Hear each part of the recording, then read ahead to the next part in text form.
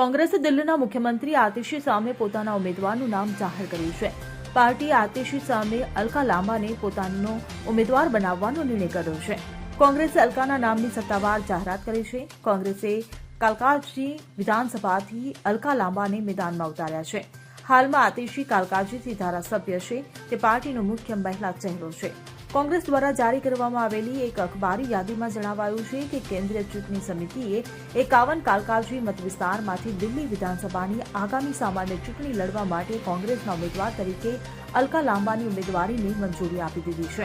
અલકા લાંબા વિશે વાત કરવામાં આવે તો કાલકાજી પાસેથી ટિકિટ મેળવનાર કોંગ્રેસના વરિષ્ઠ નેતા છે અને હાલમાં ઓલ ઇન્ડિયા મહિલા કોંગ્રેસ અધ્યક્ષ છે. તે કોંગ્રેસ વર્કિંગ કમિટીના સભ્ય પણ છે. તે અગાઉ કોંગ્રેસની વિદ્યાર્થી પાંખ NSUIના પ્રમુખ પણ રહી ચૂક્યા છે. તે આમ આદમી પાર્ટીની ટિકિટ પર ધારાસભ્ય પણ રહી ચૂક્યા છે. બાદમાં તેઓ કોંગ્રેસમાં પાછા ફર્યા હતા. Bureau report CN24 news. હવે જુઓ દેશ દુનિયાની તમામ ખબરો તમારી આંગળીના ટેરવે.